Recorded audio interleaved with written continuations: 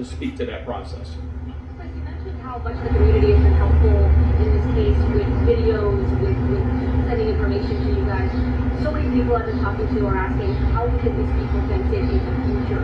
Given the amount of social media posts, the sort of disturbing content that we have posted, would you recommend that community members in this community or others flag police to that kind of information? You said you weren't aware of it beforehand. If you were aware of it, could this have prevented something like this, considering the red flag laws and other laws?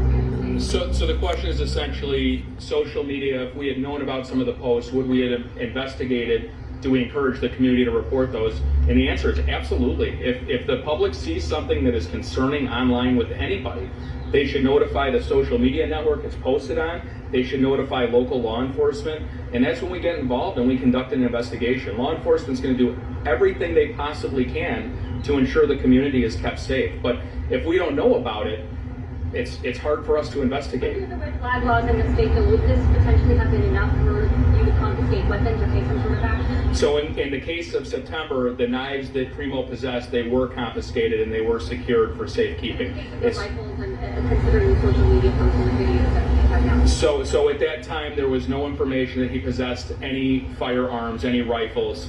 Would that be enough? This man had mental issues, folks. And it seems like they're trying to cover it up because there were signs of mental issues. But yet still, he was able to purchase a gun. Not even just a regular gun.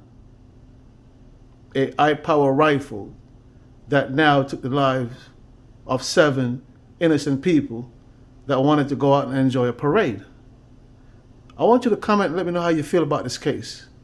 And also, pay attention. This young man went into a white neighborhood. Was he sending a message?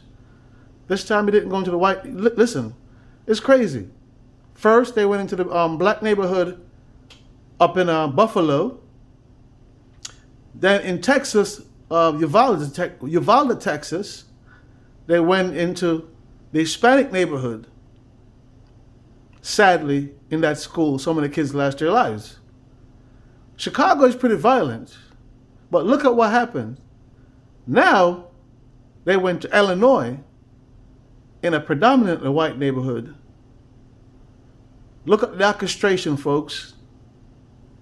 Look how these things are happening. Put them together, and they'll make sense. Yourself into a hospital, Lutheran General Hospital, have you heard any reports? No, we do not have that information. To follow up on the last September incident, you said that involuntarily hitting him was not an option. Can you explain that? What are the options for officers? Based on that time, based on those circumstances, that was not an option. It did not fall in that category. What would it require to? Again, it's case by case specific. Were Irina and Kevin McCarthy husband and wife, brother, sister? What's their relationship? I'd have to get back to you on that. I don't know. Do you have anything on handguns that you talked earlier about? How many were there? Were they legally purchased? Anything on that? The count, the sheer number?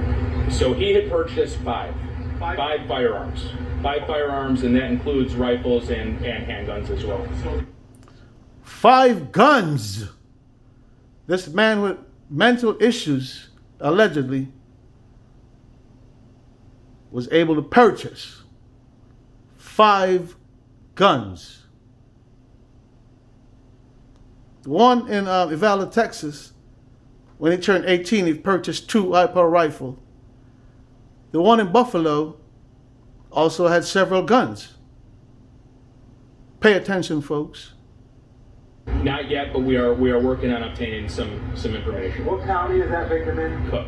Cook. If the charges are being filed, as it does probably around 5 o'clock, does that mean there will be likely tomorrow morning? That would be my, yes. If charges are filed today, it's very likely he'll appear in bond court tomorrow morning. You know do you have more evidence found in the car? Explanation of what you found in the car, the rifle found in the bloodshed, what you found in the boots. It's more specifics. Evidence technicians are collecting a lot of shell casings, but as far as anything of evidentiary value, that's the extent. In the car, was there was rifles? In the car, there was a rifle. Anything else?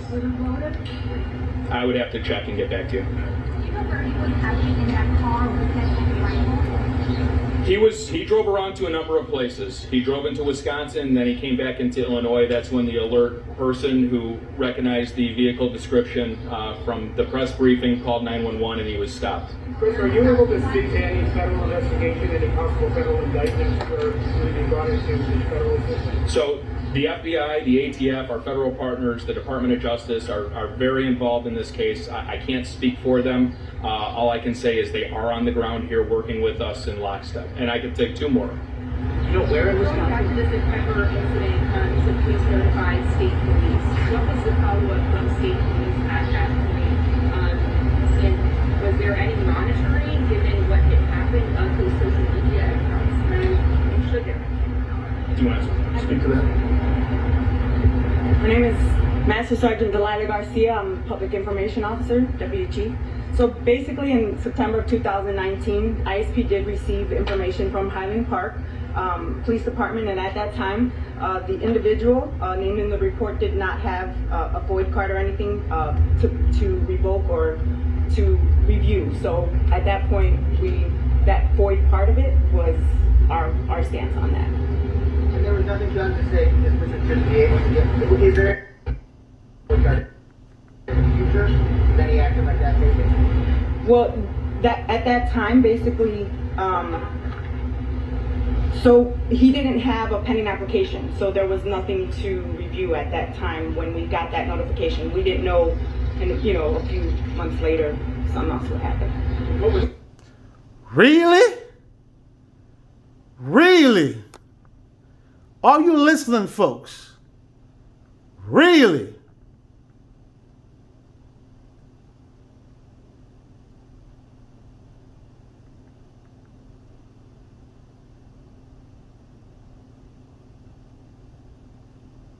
Really? Are you listening? Really?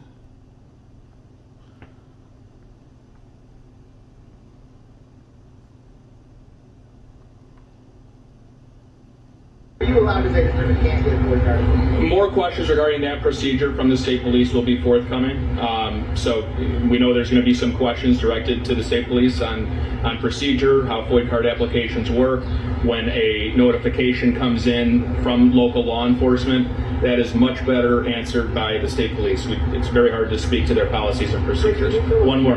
where in Wisconsin he traveled to, and how did he travel? Was it iPads? I don't want to get into how we know he was in Wisconsin, but we know he traveled to the Madison area before turning around and coming back to Did his parents, Last question. Did his parents ask, was his parents involved when the knives were taken from him? Did they report that he was threatening, and that's the reason why they kicked him out of the knife? A family member reported that he was being threatening. So In other words, the family member reports the knives being there, but then he's buying guns, and nobody said nothing.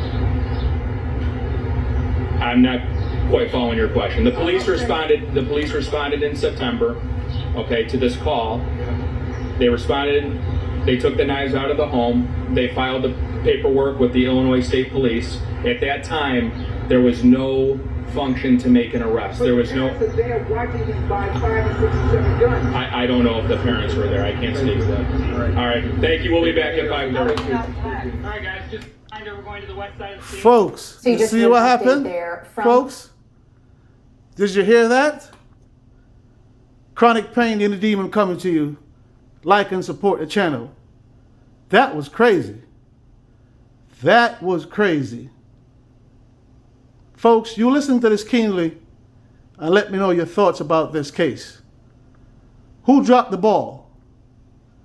Who dropped the ball? There were so many evidence pointing towards mental illness.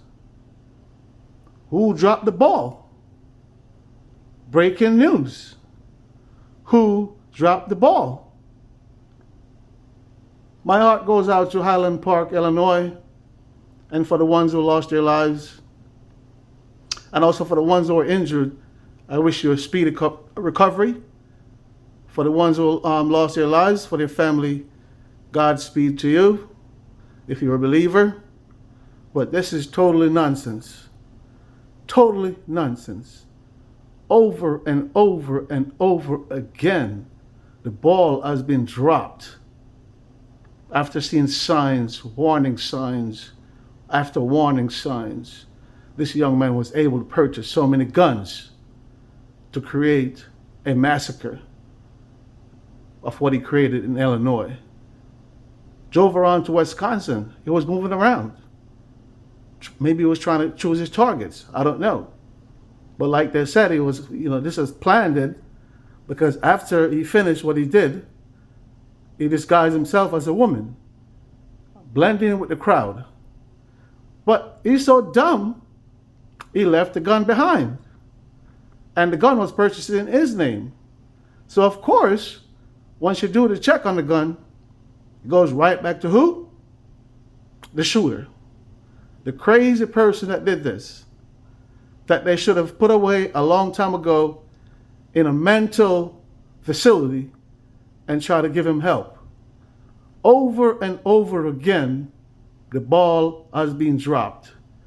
And these kids are showing you what happened when the ball has been dropped. They are just going out there and doing what they do. It's very sad, but we're living in a different time where the youngsters, they don't bear things the way we bear it as older folks. This is how they react. Impulsive behavior. Man, very sad. Subscribe to The Machine, folks. Give me a thumbs up. Let me know what you think about the content. Chronic Pain, the Inner Demon. Out.